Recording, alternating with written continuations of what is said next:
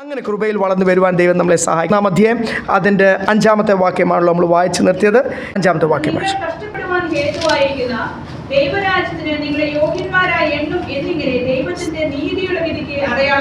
നിങ്ങൾ കഷ്ടപ്പെടുവാനിരിക്കുന്ന ഒരു കഷ്ടത, ആ കഷ്ടത, ആ സഫറിങ് എന്തിനാ? നിങ്ങളെ നശിപ്പിക്കുവാനല്ല. ഇവിടെ വളരെ വ്യക്തമായിട്ടാണ്. യെസ്, നിങ്ങളെ നമ്മൾ നേരത്തെ പഠിച്ചു. കഴിഞ്ഞ ഒന്ന് തെസ്സലോനിക്കയിൽ നമ്മൾ പഠിച്ചു. ഞാൻ പറഞ്ഞൊരു വലിയൊരു പദവിയാണ്. ഇന്നെന്തോ പറയുന്നത്? നിങ്ങളെ മാനിക്കാൻ പോവാ ദേശത്ത്. കർത്താവ് എന്തോ പറയുന്നത്? You are appointed to suffer for his name. മനുഷ്യരെ സന്തോഷിപ്പിക്കുന്ന വിശ്വാസികൾ തന്നെയുള്ള ശക്തരായ എന്ന് പറയുന്ന ഈ ശക്തരെപ്പോഴാകുന്നതെന്നറിയാം? ഇങ്ങനെ ഒരു ശബ്ദം എടുക്കണം. അപ്പോഴാണ് ശക്തര അമരണം, പവർ എന്നൊക്കെ പറയണം.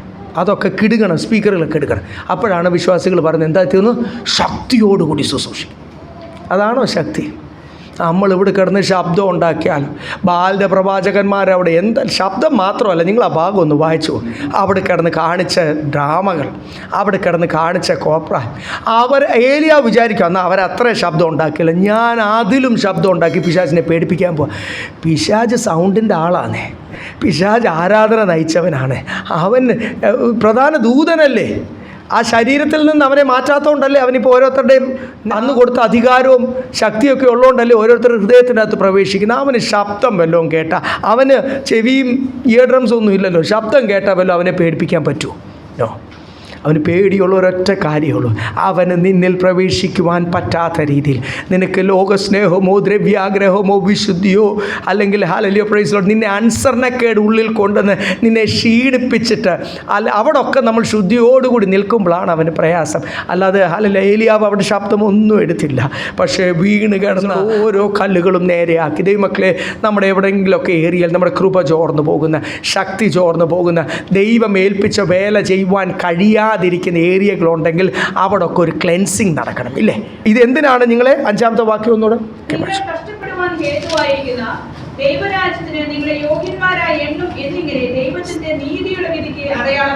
ഒന്ന്, നിങ്ങളെ വിളിച്ചിട്ടുണ്ട്.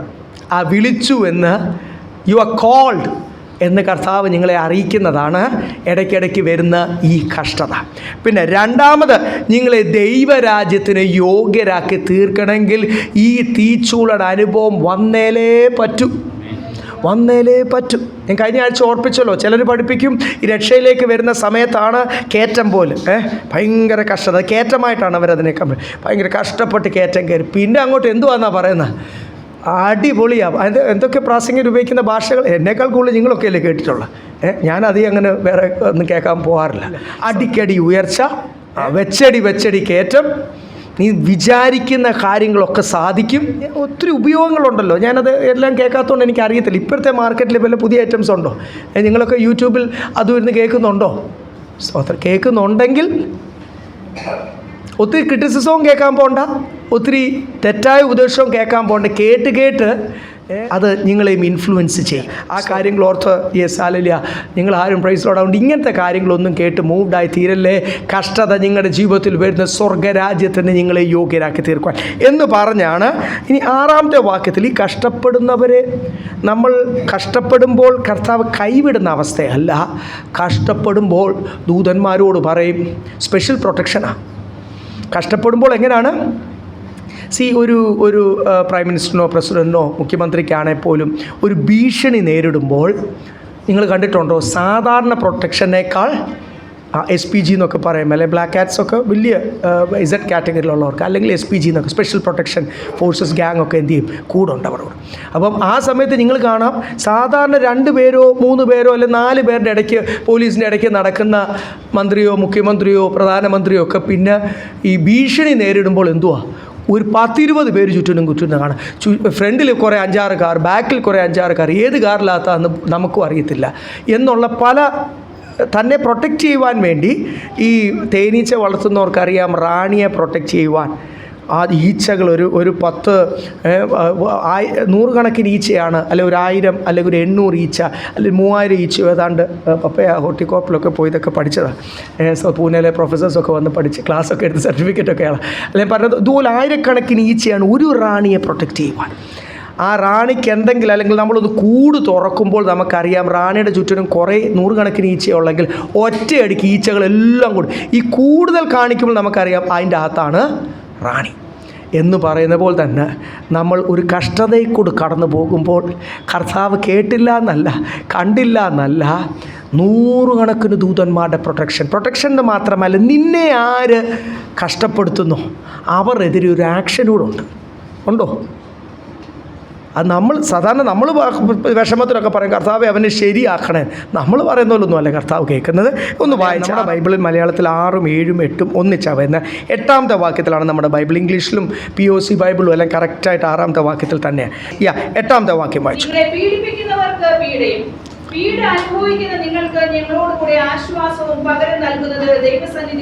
ഇവിടെ എന്തോ എഴുതിയിരിക്കുന്നത്? നിങ്ങളെ പീഡിപ്പിക്കുന്നവർക്ക് പീഡയും. ഇത് പരിശുദ്ധാത്മാവാണ് പറയുന്നത്. നിങ്ങളെ പീഡിപ്പിക്കുന്നവർക്ക് ആര്? Who will repay? ഇത് ദൈവമാണ് ചെയ്യുന്നത്. അതിനകത്ത് 2 കാര്യങ്ങളുണ്ട്. നമ്മളെ പീഡിപ്പിക്കുന്നവർ നമ്മളെ കഷ്ടത്തിലാക്കുന്ന കഷ്ടം അനുവദിക്കുന്ന ദൈവമാണ്. പക്ഷേ നമ്മളെ നിന്ദിക്കുവാൻ, നമ്മളെ എതിരെ തിരിയുവാൻ, നമ്മളെ വേദനയിലാക്കുവാൻ ശ്രമിക്കുന്ന ആൾക്കാരുടെ കാര്യവും കഷ്ടമാണ്. അവർക്ക് പ്രവർത്തിക്കുന്ന ദൈവമാണ്, അല്ലെ അവരോട് ഇടപെടുന്നത്. നിങ്ങളെ പീഡിപ്പിക്കുന്നവർക്ക് പീഡ, അത് ദൈവമാണ് ചെയ്യുന്നത്. അപ്പോൾ അതിൽ തന്നെ അതിൻ്റെ വേറൊരു സൈഡുമുണ്ട്. നമ്മൾ മനസ്സിലാക്കണം, നമ്മളായിട്ട് ആരെങ്കിലും വേദനിപ്പിച്ച് കഴിഞ്ഞാൽ അതിനുള്ള ശിക്ഷയും ആരാ ചെയ്യുന്നത്? ദൈവമാണ് ചെയ്യുന്നത്. അതുകൊണ്ട് നിങ്ങളെ പീഡിപ്പിക്കുന്നവരെ നിങ്ങൾ കയറി ആക്രമിക്കാൻ പോകണ്ട. നിങ്ങളെ പീഡിപ്പിക്കുന്നവർക്ക് ആര് ഇതിനകത്ത് നീതിയോടുകൂടി ഇടപെട്ടോളും? സ്വർഗസ്ഥനായ ദൈവം. Hallelujah. He will repay those who persecute U. അല്ലെങ്കിൽ നിങ്ങളെ പീഡിപ്പിക്കുന്നവർക്ക് പീഡയും, പിന്നെ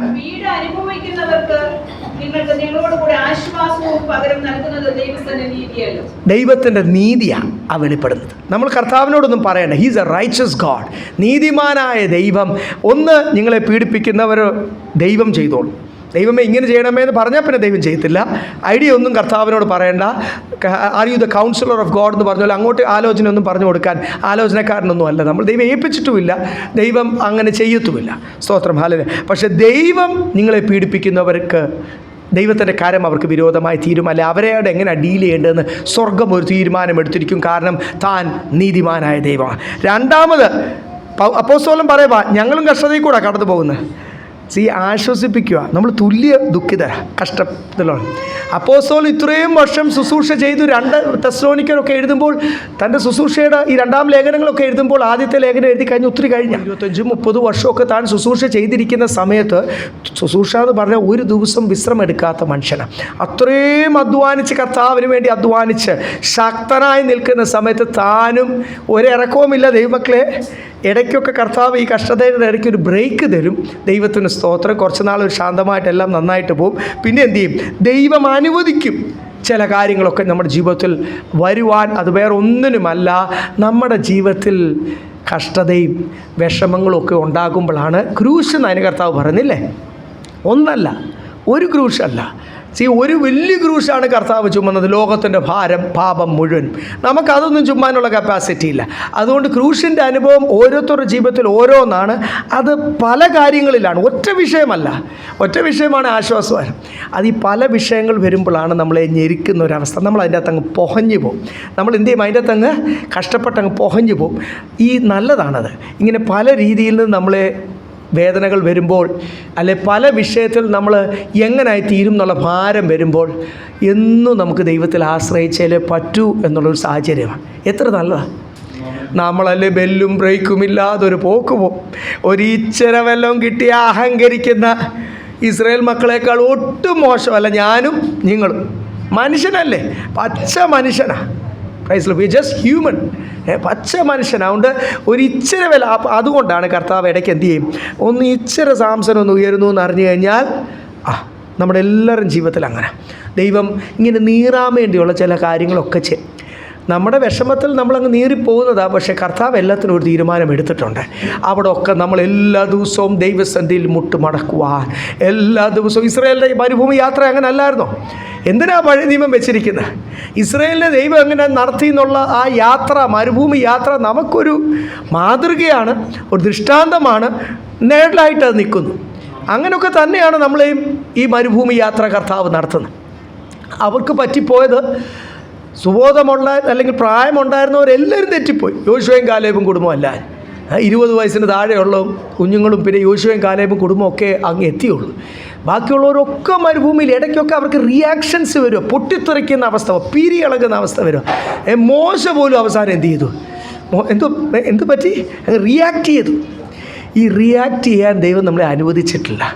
സർവശക്തനായ ഒരു ദൈവം നിങ്ങളെ പീഡിപ്പിക്കുന്നവർക്ക് പീഡ ഞാൻ കൊടുക്കും, യുദ്ധം കർത്താവിനുള്ളതാണെന്ന് പറയുമ്പോൾ പിന്നെ നമ്മളെന്തിനാണ് റിയാക്ട് ചെയ്യുന്നത്? നമ്മൾ ദൈവത്തെക്കാൾ സ്മാർട്ടാകാൻ പോവല്ലേ? നമ്മൾ നമ്മുടെ സ്വന്തം ഐഡിയാസും പദ്ധതി, അവിടെയാണ് ഈ വേദനയും അടിയൊക്കെ കിട്ടുന്നത്. സ്വന്തം ഐഡിയാസും പദ്ധതിയും എല്ലാം കൊണ്ടുവന്ന് നമുക്ക് എന്തെങ്കിലും കഴിവ് കർത്താവൻ തന്നിട്ടുണ്ടെങ്കിൽ അത് ധൈര്യത്തോടുകൂടി ജ്ഞാനത്തോടും കർത്താവിനെ പ്രസൻറ്റ് ചെയ്യുവാനാണ് എന്നൊന്ന് മനസ്സിലാക്കി, കർത്താവിൻ്റെ നാമം ഉയർത്തുവാനാണെന്നൊന്ന് മനസ്സിലാക്കിക്കൊണ്ട് ദൈവം ഏൽപ്പിച്ച ജോലി ചെയ്യാം. ദൈവം നീതിമാനാണ്. സ്തോത്രം. എന്നിട്ട് അപ്പോസ്തലൻ പറയുമ്പോൾ ഇന്ന് മലയാളത്തിൽ 8ാമത്തെ വാക്യത്തിലായിരിക്കുന്നത് തുല്യ ദുഃഖിതരാണ് നമ്മൾ.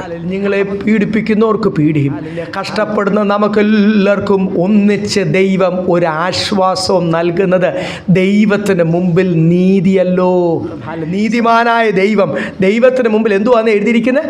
നീതിയാണ്. It is righteous. എല്ലാവരും കഷ്ടതയിൽ കൂടി കടന്നു പോകുക. ഇവിടെ ഇരിക്കുന്ന നമുക്ക്, ഞാൻ ഈ മൈക്കൊന്നും പാസ് ചെയ്ത് കൊടുത്താൽ ചില കാര്യങ്ങളൊന്നും നമ്മൾ പുറത്ത് പറയുവാൻ ആഗ്രഹിക്കുന്നില്ല. കാര്യം നമ്മളത് ആരോട് പറഞ്ഞിട്ടുണ്ട്? കർത്താവിനോട് നമ്മളത് നമ്മുടെ എല്ലാ വ്യക്തിപരമായ വിഷയം നമ്മൾ സഭയെ പറയത്തില്ല. സഭ അറിയേണ്ട വിഷയം ദൈവം നമുക്കൊരു പരിജ്ഞാനം തന്നിട്ടുണ്ട്, അല്ലേ? സഭ നമ്മളൊരു കുടുംബം തന്നെയാണ്. വേദന കൂടുമ്പോൾ നമ്മൾ എന്ത് ചെയ്യും? നമ്മുടെ സഹോദരന്മാരോട് പറഞ്ഞിരിക്കും പ്രാർത്ഥനയ്ക്കായിട്ട്. അടുത്ത് ഒരു തെറ്റുമില്ല. നാളെ അതെടുത്ത് അവർക്കെതിരെ ആയുധമായിട്ടൊന്നും ആരും ഉപയോഗിച്ച് കളയത്തില്ല, പരിശുദ്ധാത്മാവുള്ളൊരു വ്യക്തി. പക്ഷേ ചില കാര്യങ്ങൾ നമ്മളത് we keep it to our self. ഇത് ദൈവവും ഞാൻ പറയേണ്ട ആളോട് ഞാൻ എന്ത് ചെയ്തിട്ടുണ്ട്? പറഞ്ഞിട്ടുണ്ട്. അപ്പം ഇവിടെ ഇരിക്കുന്ന നമുക്ക് ഓരോരുത്തർക്കും ഓരോ വിഷയത്തിൽ നീറുന്ന കാര്യങ്ങൾ, വിഷമിക്കുന്ന കാര്യങ്ങൾ, ടെൻഷൻ അനുഭവിക്കുന്ന കാര്യങ്ങൾ, നാളെ എന്തായി തീരുമെന്ന് വിചാരിക്കുന്ന വിഷയങ്ങളുണ്ട്. അത് ദൈവമാണ് അവിടെ ഒരു ആശ്വാസം തരുന്നത്. ദൈവമാണ് അവിടെ പ്രവർത്തിക്കുന്നത്. ഈ കഷ്ടതയിൽ കൂടി കടന്നു പോകുന്ന നമുക്ക് എല്ലാവരും ചോദിക്കും, ദാനിയേലിൻ്റെ സമയത്ത് ദാനിയേൽ പ്രാർത്ഥിച്ച ഒരു വിഷയമാണത്. ആ ഉത്തരമാണ് പേർഷ്യൻ ശക്തി എന്ത് ചെയ്ത് തടഞ്ഞത്. എന്തുവാ ചോദിച്ചത്? When will Israel get redemption?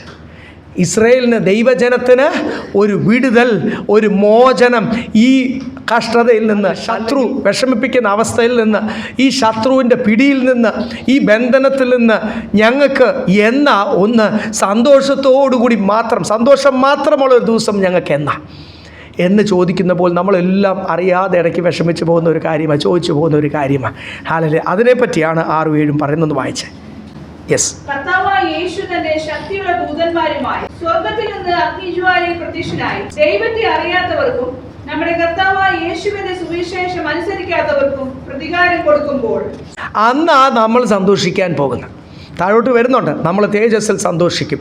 ആർക്കൊക്കെയാണ് പണിഷ്മെൻറ്റ് കിട്ടുന്നത്? ഇവിടെ എഴുതിയിരിക്കുന്ന 1 കർത്താവിനെ അറിയാത്തവർക്ക്, 2 അറിഞ്ഞിട്ടും സുവിശേഷം അനുസരിക്കാത്തവർക്ക് ആര് പണിഷ്മെൻറ്റ് കൊടുക്കും എന്ന് എഴുതിയിരിക്കുന്നത്? സ്വർഗം പണിഷ്മെൻറ്റ് കൊടുക്കും. അത് കർത്താവിൻ്റെ കാര്യമാണ്. ഞാൻ ആ ഭാഗം ചിന്തിക്കുവാൻ, ദൈവം നീതിമാനായ ദൈവമാണ്. ഓരോ വിഷയങ്ങൾ പറഞ്ഞിട്ട് ഇപ്പം നമ്മൾ വായിച്ച വിഷയത്തിൽ അവിടെ എഴുതിയേക്കുന്നത് എന്ന് അല്ലോ ദൈവത്തിൻ്റെ നീതി കേട്ട് അല്ലെങ്കിൽ നീതിയിൽ നിന്ന് വിപരീതമായിട്ട് കർത്താവ് ഒന്നും ചെയ്യത്തില്ല. അപ്പോൾ കർത്താവിനെ അറിയാത്തവരെ കർത്താവ് പണിഷ് ചെയ്യും എന്ന് ബൈബിൾ വ്യക്തമായിട്ട് എഴുതിയിരിക്കുന്നു.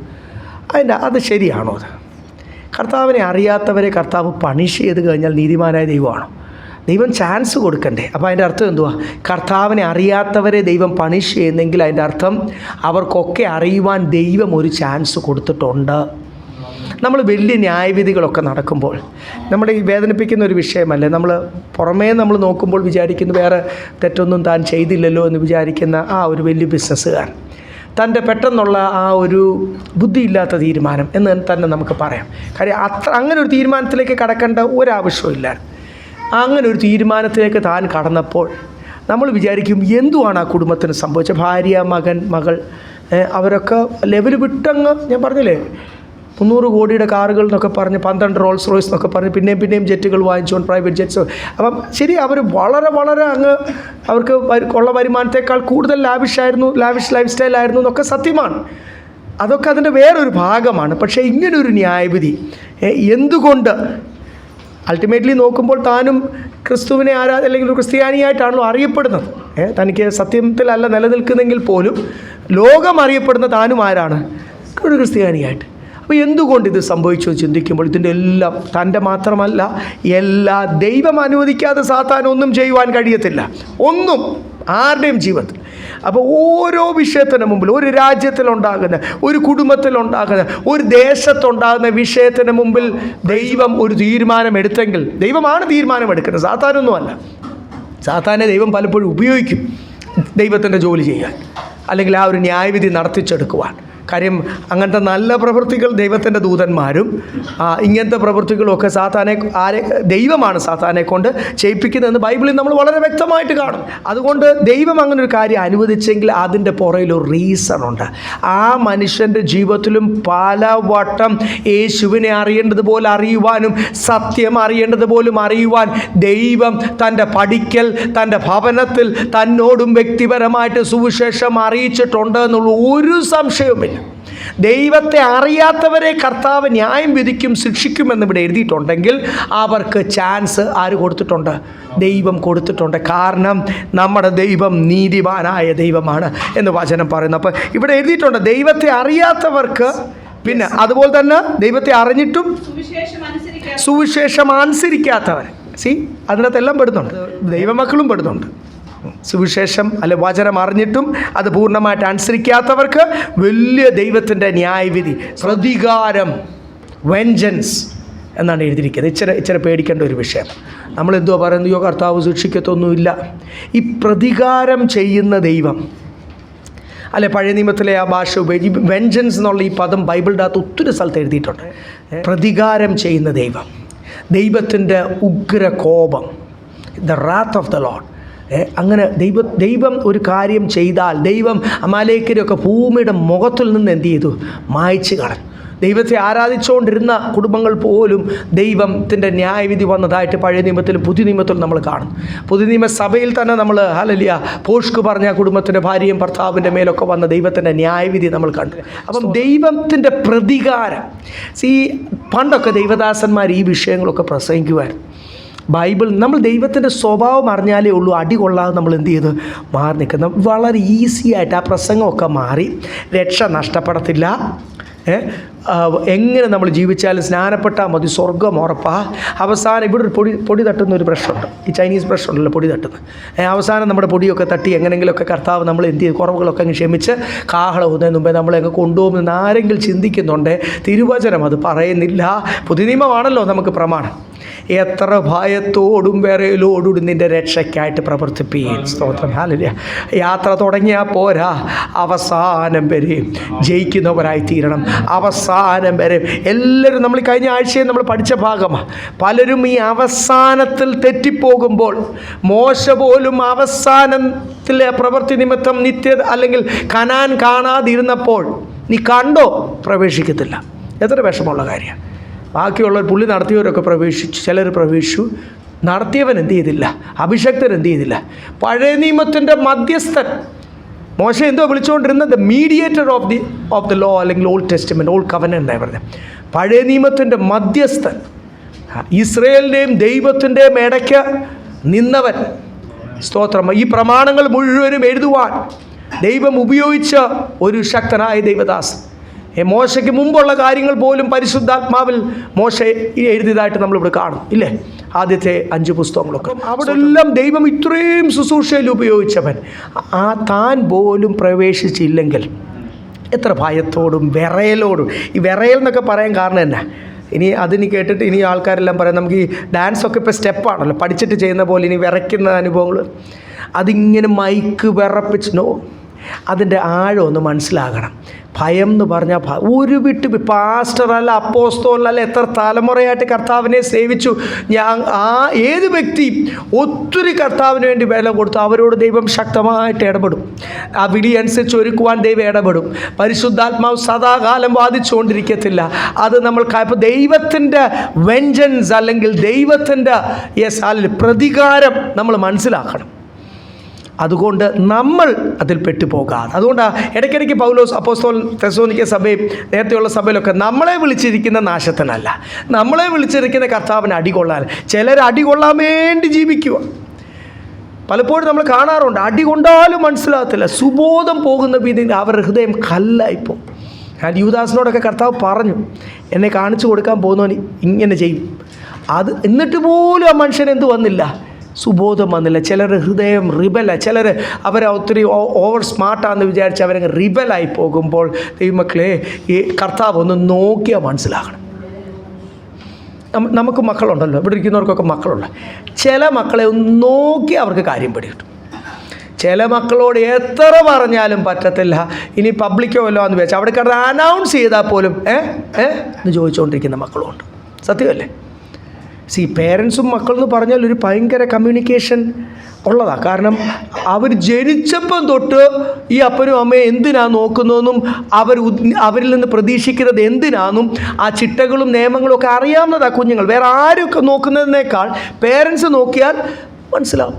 എന്ന് പറഞ്ഞ പോലെ നമ്മൾ പിണ്ടാകാരമായിരുന്നപ്പോൾ തന്നെ അന്ന് തൊട്ട് നമ്മളെ കരുതുകയും നമ്മളെ ഓരോ കാര്യങ്ങൾ പഠിപ്പിക്കുകയും ചെയ്തത് ആരാണ്? സ്വർഗീയ അപ്പച്ചനാണോ? ദൈവമാക്കി വെച്ചിരിക്കുന്ന ട്യൂട്ടർ, ദൈവത്തിൻ്റെ പരിശുദ്ധാത്മാവാണോ നമ്മളെ ശിക്ഷണം ചെയ്തോണ്ട്? അപ്പോൾ പരിശുദ്ധാത്മാവ് ഇടപെടുന്ന ഉടനെ മനസ്സിലാക്കണം.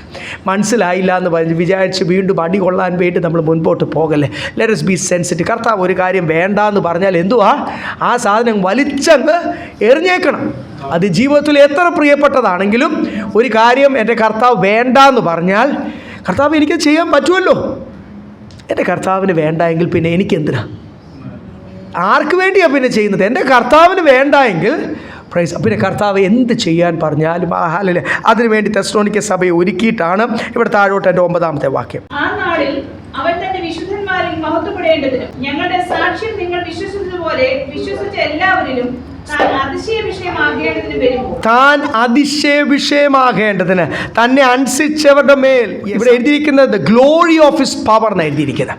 ദൈവത്തിൻ്റെ ശക്തിയും ദൈവത്തിൻ്റെ മഹത്വവും ദൈവത്തിൻ്റെ തേജസ്സും ദൈവത്തിൻ്റെ വല്ലഭത്വവും ഒക്കെ ആരുടെ മേൽ വെളിപ്പെടും? പറയാൻ പറ്റുമോ? ധൈര്യമായിട്ട് ആഗ്രഹമുണ്ട്. വിശുദ്ധനെന്ന് ഞാൻ പറഞ്ഞാൽ പോരാ, വിശുദ്ധനെന്ന് ആര് പറയണം? എന്നെപ്പറ്റിയും നിങ്ങളെപ്പറ്റിയും പറയണം. അത്ര ആയോ? നമ്മൾ മനുഷ്യരല്ലേ, ഒത്തിരി കുറവുകളൊക്കെ വീണ്ടും പണിയപ്പെടേണ്ടി വരും. വിശുദ്ധനെന്നൊന്നും പറയാറായിട്ടുണ്ടോ? ഇല്ല. ശുശ്രൂഷിക്കുന്ന ആരും ആയിട്ടില്ല. ഇവിടെ വർഷങ്ങളായിട്ട് ശുശ്രൂഷിക്കുന്ന ദൈവദാസന്മാരായിട്ടുണ്ട്. പക്ഷേ നമ്മൾ വിശുദ്ധിയിൽ വളരണം. എന്നാൽ മാത്രമേ കർത്താവ് ഈ പറഞ്ഞ ഒരു വിശുദ്ധൻ. അപ്പോൾ വിശുദ്ധന്മാരുടെ മേൽ ദൈവത്തിൻ്റെ ശക്തിയും മഹത്വവും ഒക്കെ വെളിപ്പെടുമ്പോൾ നിങ്ങളൊരു കാര്യം മനസ്സിലാക്കണം. അന്നും ലോകം ഇത് കാണും. നമ്മൾ നിന്ദിച്ചവരൊക്കെ കാണുകയോ, ഞങ്ങളൊക്കെ ഇവിടെ കിടന്ന് ഇനി അന്ത്യക്രിസ്തുവിൻ്റെ സമയത്ത് അവർ കരയുമ്പോൾ നമ്മൾ തേജസ്സോടുകൂടി എടുക്കപ്പെടും. ഒന്ന്, പിന്നെ നിത്യതയിലും അവർ കിടന്ന് നിലവിളിക്കും. ഈ ഉപമകളൊക്കെ എന്തിനാണ് എഴുതിയിരിക്കുന്നത്? ഞാൻ ഇന്നലെ ഒരു ലൂക്കോസിൻ്റെ സുവിശേഷത്തിലെ ഭാഗം ഒന്ന് വായിക്കാം. ഈ ഉപമകളൊക്കെ എന്തിനാണ് എഴുതിയിരിക്കുന്നത്? ഇനി വരാൻ പോകുന്ന സ്വർഗ്ഗരാജ്യത്തെ പറ്റിയാണല്ലോ കൂടുതലും ഉപമകൾ. എന്തിനെ പറ്റിയാണ്? സ്വർഗ്ഗരാജ്യത്തെ പറ്റിയും സ്വർഗീയ കാര്യങ്ങളെപ്പറ്റി പറയുമ്പോൾ ലൂക്കോസിൻ്റെ സുവിശേഷത്തിൽ നമ്മൾ ആ ധനവാനും ലാസറിൻ്റെ ആ ഭാഗം വായിക്കുമ്പോൾ അതിൻ്റെ 26-ാമത്തെ വാക്യം ഒന്ന് വായിച്ച് നമുക്ക് ആ ഭാഗം ഒന്ന് വായിക്കും. ലൂക്കോസ് 16:26. Luke 16:26. അത്രയുമല്ല, ഞങ്ങൾക്കും നിങ്ങൾക്കും നടുവെ വലിയൊരു പിളർപ്പുണ്ടാക്കിയിരിക്കുന്നു. ഇവിടെ നിന്ന് നിങ്ങളുടെ അടുക്കൽ കടന്നു വരുവാൻ ഇച്ഛിക്കുന്നവർക്ക് കഴിവില്ല, അവിടെ നിന്ന് ഞങ്ങളുടെ അടുക്കൽ കടന്നു വരുവാനും പാടില്ല എന്ന് പറഞ്ഞു. നിങ്ങൾ മേളിലോട്ട് നിങ്ങൾ ആ ഭാഗമൊക്കെ ഒന്ന് വായിക്കുമ്പോൾ ധനവാൻ നോക്കുക. ധനവാൻ എവിടെ കിടക്കുന്നത്? അക്ഷരീകമായിട്ട് നരകവും സ്വർഗവും അല്ലെ എബ്രഹാമിൻ്റെ മടി എന്ന് നാം വിശേഷിപ്പിക്കുന്ന ഭാഗത്താണ്. അല്ലെങ്കിൽ അവിടാണ് ആരിയ്ക്കുന്നത്? ലാസർ ഇരിക്കുന്നത്. വിശ്രാമ സ്ഥലമല്ല, ഒരു നിത്യതയെപ്പറ്റിയുള്ള കാര്യമാണ് ഇവിടെ പറയുന്നത്. അപ്പം അവിടെ കിടന്ന് നരകത്തിൽ കിടന്ന് നിലവിളിക്കുമ്പോൾ താൻ ഒരു ഉപമയായിട്ടാണ് കർത്താവ് പറയുന്നത്. അവിടെ നിന്ന് അവർക്ക് കാണാം. അവർ കിടന്ന് നമ്മൾ വിചാരിക്കുന്നത് കാണത്തില്ലെന്നാണ്. പക്ഷേ ബൈബിൾ എന്തോ പറയുന്നത്? കാണാം. പ്രവേശിക്കത്തെ കണ്ടു, അങ്ങനെയല്ലേ 24-ാമത്തെ വാക്യം, അതിൻ്റെ 24 വായിച്ചു. 24. അബ്രഹാം പിതാവേ, എന്നോട് കനിവുണ്ടാകണമേ. ലാസർ വിരലിന്റെ അറ്റം വെള്ളത്തിൽ മുക്കി എന്റെ നാവിനെ തണുപ്പിക്കേണ്ടതിന് അവനെ അയക്കണമേ. ഈ മനുഷ്യൻ അവിടെ കിടന്ന് താനും വിശ്വാസിയാ, ലാസറും വിശ്വാസിയാ, രണ്ടുപേരും യഹൂദന്മാരാണ്. അത് നിങ്ങൾ മനസ്സിലാക്കണം. രണ്ടുപേരും വിശ്വാസികളാ, രണ്ടുപേരും യഹോവയെ ആരാധിക്കാൻ വിളിക്കപ്പെട്ടവരാ, രണ്ടുപേരും പഴയ നിയമപ്രമാണം അനുസരിച്ച് പരിച്ഛേദന ഏറ്റവരാ, രണ്ടുപേരും ഒരേ ആലയത്തിലാണ് പോകുന്ന, രണ്ടുപേരും ദൈവമക്കളാണ്. പിന്നെ ഒരാളുടെ ഫോക്കസ് മുഴുവൻ ലോകവും, അതാണ് നമ്മളവിടെ കാണുന്നത്. ഒരാളുടെ ഫോക്കസ് മുഴുവനും നീ എന്ത് ആഗ്രഹിക്കുന്നു, നീ എന്ത് പ്രാർത്ഥിക്കുന്നു, അത് നിനക്ക് ലഭിക്കും. ആ വ്യക്തി മുഴുവനും ആഗ്രഹിച്ചത് ലോകത്തിൻ്റെ കാര്യങ്ങളായതുകൊണ്ട് അത് ലഭിച്ചു. ആ മനുഷ്യനെ പറ്റി അവിടെ പറഞ്ഞു. അപ്പോൾ ആ മനുഷ്യൻ നോക്കുമ്പോൾ ഇവിടെ കിടന്ന് നിലവിളിക്കുമ്പോൾ, ഇവിടെ കിടന്ന് അഗാധ കൂപം ഇല്ലേ, ആ ബോട്ടംലെസ് പിറ്റ്, അവിടെ പല്ലുകടിയും നിലവിളിയും പുഴു തിന്നുകൊണ്ടിരിക്കും. ഞങ്ങൾ ഈ ഒരു അവസ്ഥ നിങ്ങൾക്ക് മനസ്സിലാക്കണമെങ്കിൽ, ഞങ്ങളുടെ ഒരു നല്ലൊരു ജർമ്മൻ ഷെപ്പേർഡ് ഉണ്ടായിരുന്നു. ഇതാണല്ലോ കെനൽ ക്ലബ് ഓഫ് ഇന്ത്യ എന്ന് പറയുന്നതിൻ്റെ ഓഫീസ് ഇവിടെ നിങ്ങൾക്ക് അറിയാമല്ലോ. പട്ടികളെല്ലാം രജിസ്റ്റർ ചെയ്യുമ്പോൾ പട്ടികളുടെ വലിയ കൂടിയ ബ്രീഡുകളൊക്കെ എൻ്റെ അപ്പൻ്റെയും അമ്മയുടെയും KCI രജിസ്ട്രേഷൻ ഉണ്ടെങ്കിൽ, സർട്ടിഫിക്കറ്റ് ഉണ്ടെങ്കിൽ അത് വെച്ചിട്ട് കുഞ്ഞും ആ പെഡിഗ്രി ബ്രീഡാന്ന് പറഞ്ഞ് നമുക്ക് രജിസ്ട്രേഷൻ ലഭിക്കും. അതിൻ്റെ ഓഫീസ് ഇവിടെ ഓൾ കേരളയുടെ KCI സ്റ്റേഡിയത്തിൻ്റെ അകത്താണ്. അന്ന് ഞങ്ങൾക്ക് അറിയത്തില്ലായിരുന്നു. ഞങ്ങൾക്കും ആ പട്ടി KCIയുടെ സർട്ടിഫിക്കറ്റൊക്കെ ഉള്ള പട്ടിയാണ്, അങ്ങനെ വാങ്ങിച്ചതാണ്. ഞങ്ങളത് വളരെ നന്നായിട്ട് ഉപയോഗിച്ചു. പക്ഷേ ഈ അൽസേഷ്യൻ ഒറിജിനൽ ജർമ്മൻ ഷെപ്പേർഡിന് ഒരു കുഴപ്പമുണ്ട്. ഒരു 4-5 വയസ്സാകുമ്പോൾ അതിനേക്കുള്ളൊന്നും മുമ്പോട്ട് പോകത്തില്ല. ഒറിജിനൽ ബ്രീഡ്, തലയ്ക്കൊക്കെ ഇത്രയും വലിപ്പമുള്ള ഡബിൾ ഹെയർ, ഒത്തിരി രോമമുള്ള ബ്രീഡ്. ഇതിന് ആദ്യം വരുന്ന അസുഖമാണ്, ഇതിനെ ഫോഴ്സൊക്കെ ഇട്ട് ഞങ്ങൾ കാര്യമായിട്ട് കുളിപ്പിക്കും. അതിന് വലിയ ഇഷ്ടമാണ് വെള്ളത്തിൽ കളിക്കാൻ. ഈ വെള്ളമകത്ത് കയറിയിട്ട് ഇതിനെ എപ്പോഴും നമ്മൾ ഈ ഡെറ്റോൾ വെള്ളം വെച്ചിട്ട് ഇങ്ങനെ ചെയ്യണം. ഇവിടെ പഴുക്കും. ഇതിൻ്റെ ചെവിക്കകത്ത് വെള്ളം കയറി, ചെവിക്കകത്ത് പഴുത്തു. നമ്മൾ അറിയത്തില്ല.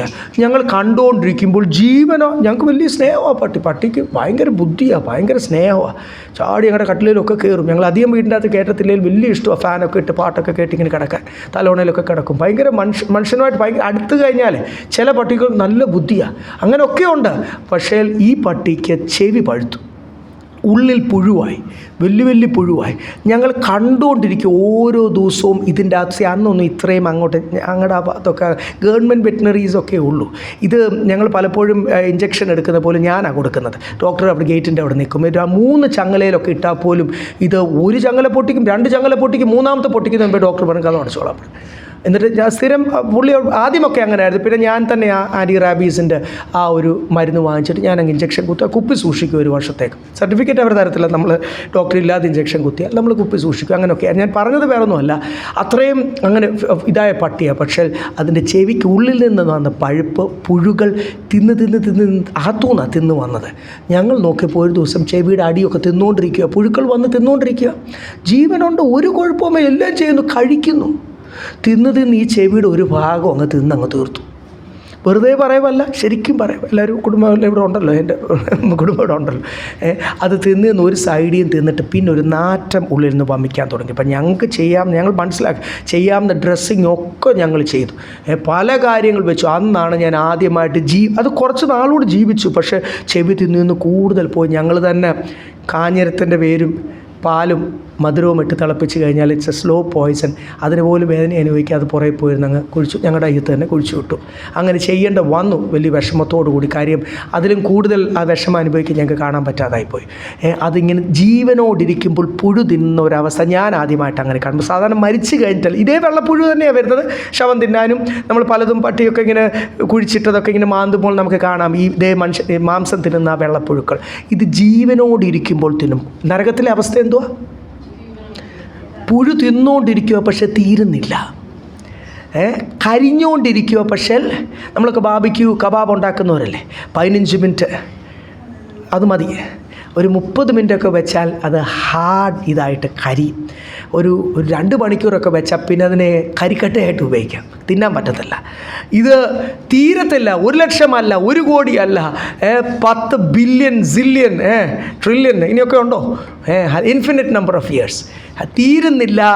അവിടുത്തെ തീയുടെ ചൂട് ഈ 100 ഡിഗ്രി അല്ലേ, സ്റ്റീൽ പ്ലാന്റിലെ 2000 ഡിഗ്രി ഒന്നും അല്ല.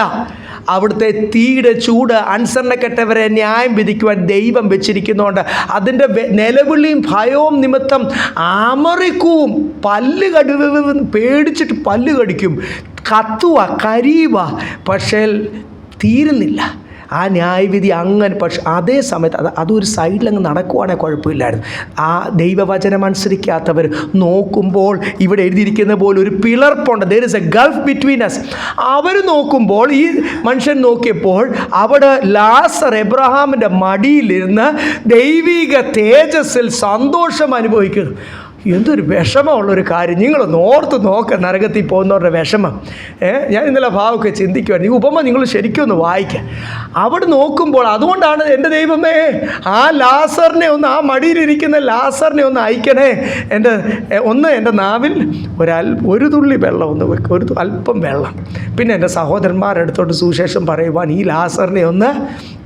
അപ്പം ഇവിടെ ലോകത്തിൽ നിന്നെയും കഷ്ടതയും അനുഭവിച്ചവർ, ഹല്ലേലൂയ, കർത്താവിന് വേണ്ടി നിന്നവർ, സത്യത്തിന് വേണ്ടി നിന്നവർ, പ്രൈസ് ലോർഡ്, വിശ്വാസത്തിന് വേണ്ടി വില കൊടുത്തു നിന്നവർ, സ്വർഗത്തിൽ സന്തോഷിക്കുന്ന നമ്മളെ നിന്ദിച്ചവർ, കർത്താവ് എത്ര വട്ടം ഇടപെട്ടിട്ടും അല്ലെങ്കിൽ ലോകത്തിൻ്റെ വിഷയങ്ങൾക്ക് മാത്രം ഫോക്കസ് കൊടുത്ത ദൈവമക്കൾ എന്ന് പറയുന്നവരും കാണും.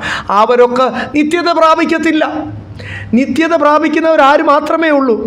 പരിശുദ്ധനായ ദൈവത്തോടുകൂടി നിത്യം വസിക്കുവാൻ വിശുദ്ധിയിൽ യോഗ്യത പ്രാപിക്കുന്ന ഒരു ചെറിയ ശേഷിപ്പ് ഒരു സഭയിൽ നിന്ന് എല്ലാവരും കാണത്തില്ല. വേദനയോടുകൂടി പറയട്ടെ, ഒരു കുടുംബത്തിൽ നിന്നെല്ലാം കാണത്തില്ല എന്ന് വചനം പറയുന്നു. 2 പേര് കിടക്കുന്നു, 2 പേര് നടക്കുന്നു, 2 പേര് അരയ്ക്കുന്നു, അതിൽ ഒരാൾ എടുക്കപ്പെടും എന്ന് പറയുമ്പോൾ തന്നെ അതിൻ്റെ അർത്ഥം എന്തുവാ? ഒന്നിച്ച് നടക്കുന്നവർ ചിലപ്പം കാണത്തില്ല. പക്ഷെ നമുക്ക് പ്രാർത്ഥിക്കാം, നമ്മുടെ കുടുംബം കാണണം. നമുക്ക് പ്രാർത്ഥിക്കാം, ചെറിയ കൂട്ടമാണെങ്കിൽ വലിയ കൂട്ടം വേണ്ട. വലിയ കൂട്ടമായി കഴിഞ്ഞാൽ ചിലപ്പോൾ നമുക്ക് എല്ലാവരെയും കൂടെ ഒന്നിച്ച് ഫോളോ അപ്പ് ചെയ്യാൻ പറ്റാതെ വന്നെന്നിരിക്കും. സ്തോത്രം. അതുകൊണ്ട് കർത്താവ് തരുന്ന കൂട്ടമൊക്കെ മതി. പക്ഷേ കാഹളം ഊതുമ്പോൾ ഒരാൾ പോലും ദൈവത്തിൻ്റെ നിത്യ ശിക്ഷാവധിയിൽ പെടാതെ പിന്നെ കിടന്ന് നിലവിളിച്ചിട്ട് ഒരു കാര്യവുമില്ല. ദൈവമക്കളെ റിവൈൻഡ് ചെയ്യത്തില്ല. They will not be another chance. 1-ാം പുനരുദ്ധാനത്തിൽ എടുക്കപ്പെടുന്ന ഒരു ഭാഗ്യവാന്മാർ, അവരുടെ മേൽ 2-ാം മരണം അല്ലെങ്കിൽ നരകത്തിന് അവകാശമില്ല എന്ന് പറയുമ്പോൾ there is only one chance. സുശേഷം കേൾക്കാത്തവർക്കും പ്രൈസ് ലോർഡ് എന്തെങ്കിലും ഒരു പ്രത്യേക കേസായിട്ട് അവർക്കൊക്കെ 2-ാം ചാൻസ്. ഇസ്രയേലിനായിരിക്കും 2-ാം ചാൻസ്. അല്ല, പ്രൈസ് ലോർഡ്, നമുക്ക് ഇത്രയും ദൈവം ഇടപെട്ട് നമുക്ക് 1-ാം പുനരുദ്ധാനത്തിൽ എടുക്കപ്പെട്ടോണം. വെളിപ്പാട് പുസ്തകം വളരെ വ്യക്തമായിട്ട് പഠിപ്പിക്കുമ്പോൾ അതുകൊണ്ട് 2-ാം ചാൻസിന് വേണ്ടി ആരും കാത്തിരിക്കേണ്ട. ലൂക്കോസിന്റെ സുവിശേഷം 16-ാം അധ്യായത്തിൽ നമ്മൾ കണ്ടല്ലോ, നമ്മൾ ആ ചെറിയ ശേഷിപ്പ് കർത്താവിൻ്റെ മണവാട്ടി സ്വർഗത്തിൽ സന്തോഷിക്കുമ്പോൾ നമ്മളെ പീഡിപ്പിച്ചവർ, നമ്മളെ ലോകത്തിൽ നിന്ദിച്ചവർ, അത് പോരെ ദൈവമക്കളെ, അത് പോരെ. അത്രയും ഒരു ഹോണർ ദൈവം തന്നാൽ പോരെ. അതുകൊണ്ട് ഈ ലോകത്തിൽ ഈ അല്പകാലത്തിൽ ഇച്ചിരി നിന്ന സഹിച്ചാലും കുഴപ്പമില്ല. നമ്മുടെ പേഴ്സും അക്കൗണ്ടും ഒക്കെ നിറഞ്ഞ് ഓവർഫ്ലോയിങ് ഒന്നും ആയില്ലെങ്കിലും കുഴപ്പമൊന്നുമില്ല. ആവശ്യത്തിന് ദൈവം നടത്തുന്നില്ലേ? പോരെ. ഒത്തിരി കിട്ടിയാൽ നമ്മൾ അഹങ്കരിക്കുന്നേ. സ്തോത്രം. അതുകൊണ്ട് വേണ്ട. ദൈവം നടത്തുന്ന ഓരോ ദിവസം തിങ്കളാഴ്ചത്തേക്കുള്ള കോട്ട കർത്താവ് തന്നു, ചൊവ്വാഴ്ചത്തേക്കുള്ള കോട്ട. എത്ര നല്ലതാണ് ദൈവമക്കളെ. അങ്ങനെ ദൈവം നടത്തുന്നതും ദൈവം ഏൽപ്പിക്കുന്ന ഓരോ കാര്യങ്ങളും വിശ്വസ്തയോടുകൂടി ഹല്ലേലൂയ സ്തോത്രം കൈകാര്യം ചെയ്യുവാനും അല്ലെങ്കിൽ ലാവിഷായിട്ടോ ആഗ്രഹിക്കുന്ന കാര്യങ്ങളെല്ലാം അതിലേക്ക് കടക്കുന്ന അവസ്ഥകളൊക്കെ മാറിയിട്ട് നമുക്ക് വല്ല വിധേനയും സ്വർഗത്തിൽ പോകണം. അതുകൊണ്ടാണ് ഇവിടെ വളരെ വ്യക്തമായിട്ട് 10-ാമത്തെ വാക്യം കൂടെ,